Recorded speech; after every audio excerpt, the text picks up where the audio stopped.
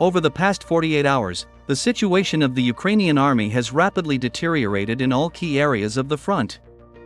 According to war correspondents, the Kurakhovo, Pokrovsk, and Kursk directions of the front remain the most complicated and problematic for the Ukrainian troops. So, a few hours ago, Ukrainian and Russian war correspondents confirmed that on December 11, at 3 p.m. Moscow time, assault detachments of the Russian army crossed the Volchya River from the site of the village of Starye Ternii and began storming the settlement of Dachnoye. In addition, data on the beginning of fighting near the Kurakhovo thermal power plant were also confirmed. My dear truth seekers, this means that the Russian troops managed to cut the N15 highway leading towards Zaporizhia.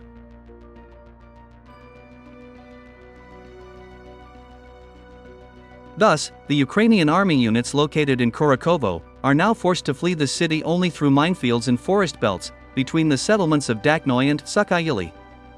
All this means that the Ukrainian garrison located in Kurakhovo is almost completely surrounded and being systematically destroyed by the advancing units of the Russian army.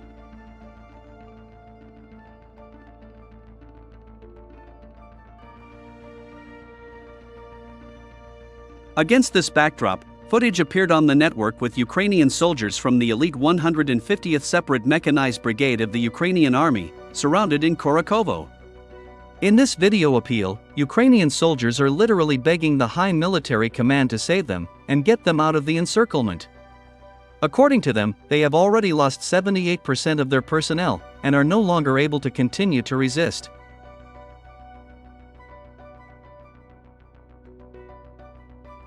Let me remind you that the 150th Separate Mechanized Brigade was considered the elite of the Ukrainian army, since all the soldiers of this brigade received special training in Poland and Britain. In addition, this brigade was supervised by NATO generals and was equipped with the most modern types of Western weapons. However, as we can see, military training in NATO countries and the availability of the most modern Western weapons did not help this elite Ukrainian brigade survive in battle against Russian troops.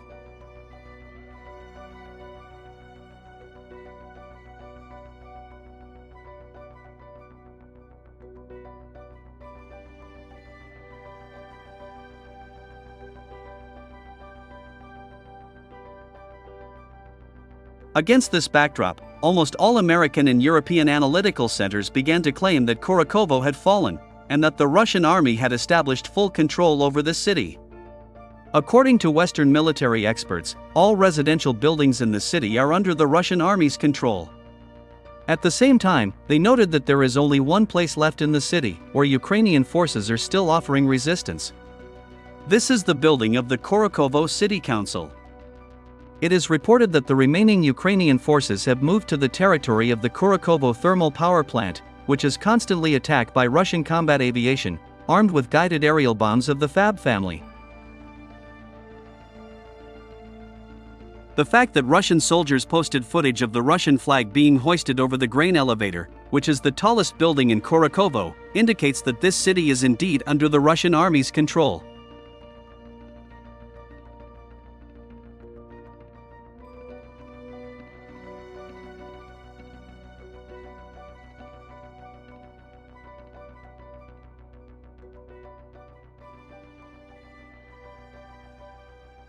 Russian troops also continue to expand the control zone along the entire combat contact line in Pokrovsk direction of the front.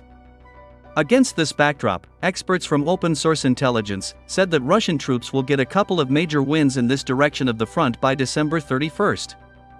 According to them, the Russian army's rapid advance is not hindered even by severe frosts, which have already disabled dozens of light armored vehicles.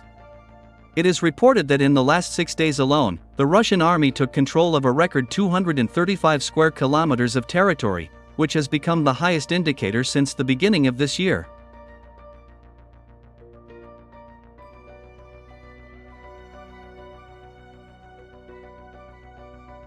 At the moment, Russian troops are located 3 kilometers from Pokrovsk. This became possible after the Russian army liberated the settlements of Shevchenko and Novyi Trud, south of Pokrovsk.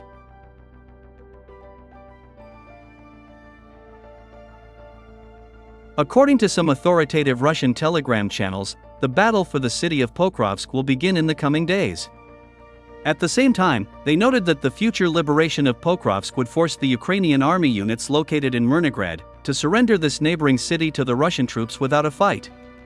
Thus, by the end of this month, we can really witness quite major and significant victories of the Russian army in Donbass.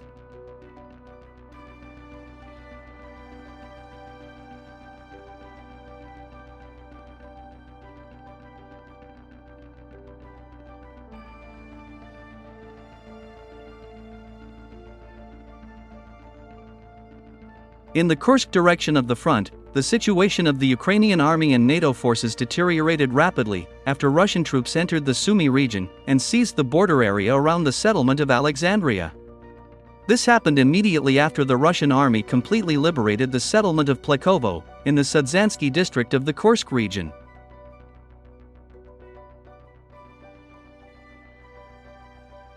The decision of the Russian General Staff to enter the Sumy region indicates that the Russian army units are preparing not only to strike behind enemy lines, but also to ensure the safety of the flanks of Russian troops, who continue to liberate settlements in the Koronevsky and Sudzansky districts of the Kursk region. This decision of the Russian generals turned out to be very correct from a military point of view. The fact is that now, the Ukrainian army and NATO forces have lost the opportunity to regroup their units in the Mariupol area and attack the flanks of the advancing Russian troops in the Kursk region.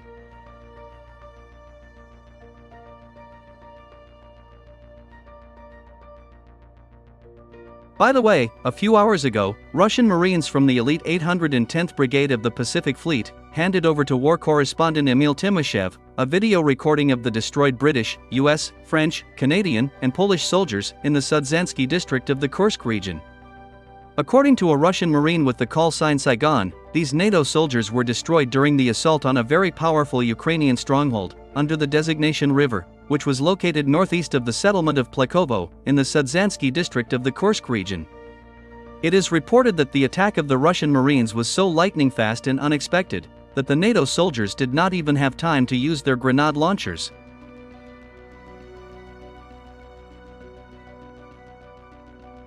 The fact is that the Russian Marines captured this powerful fortified area with the help of a trick.